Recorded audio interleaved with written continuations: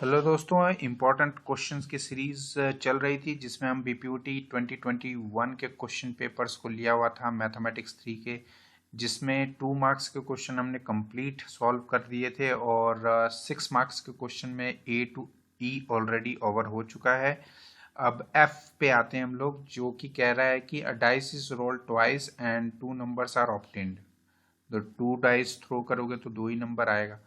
let x be the outcome of the first let x be the outcome of the first roll and y be the outcome of the second roll। अब यहाँ एक जगह role की spelling अलग लिखी है, दूसरी जगह रोल की स्पेलिंग अलग लिखी है। ये मेरी गलती नहीं है, मैंने स्क्रीनशॉट लिया है आपके क्वेश्चन पेपर से, तो वहां से देख लेना आप।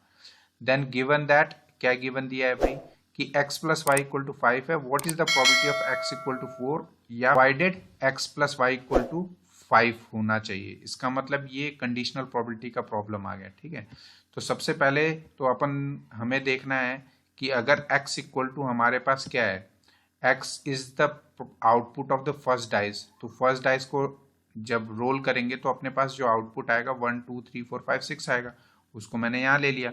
उसके बाद सेकेंड डाइस को थ्रो किया, उसकी भी आउटपुट ये हो सकती है, उसको यहाँ ले लिया। तो इन दोनों के कॉम्बिनेशन से ये पूरी प्रोबेबिलिटीज बन सकती हैं, डिफरेंट आउटकम्स आ सकते हैं।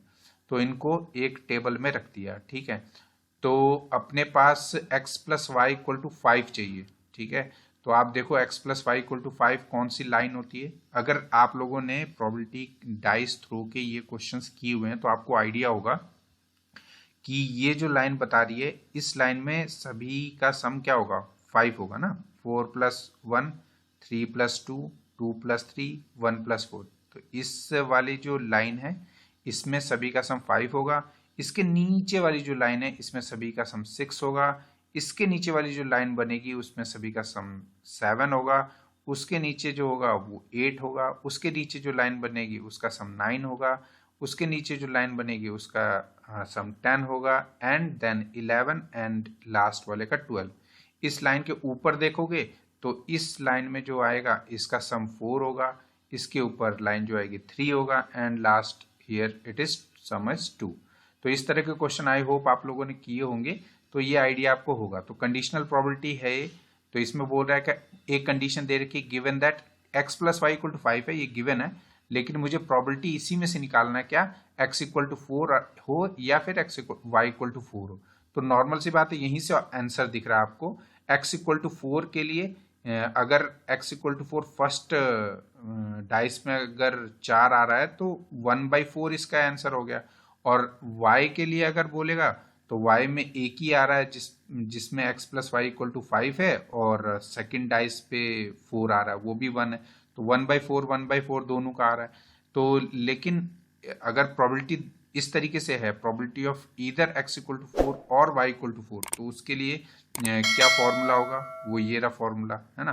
तो इसके लिए x equal to 4 given that x plus y equal to 5 is 1/4। यहाँ दिख रहा है आपको कि x इक्वल टू 4 मतलब पहले डाइस में आपके पास 4 हो तो वो एक ऑप्शन यही है, बाकी कोई ऑप्शन नहीं है इन 4 में से, क्योंकि कंडीशनल प्रोबेबिलिटी है। So that will be 1/4। उसी तरह y इक्वल टू 4 के लिए भी एक ही ऑप्शन है ना, एक ही पॉसिबल आउटकम्स है।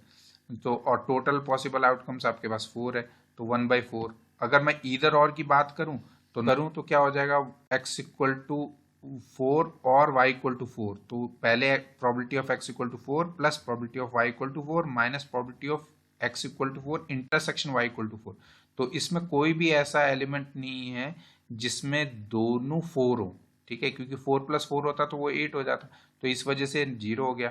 तो 1/4 plus 1/4 that is 2/4 which is 1/2। तो 1/2 इसका आंसर हो गया, खत्म। सिंपल सा प्रॉब्लम था। आई होप इसका आंसर आएगा 1/2, और आप अपनी तरफ से भी करके देख सकते हो। Thank you so much.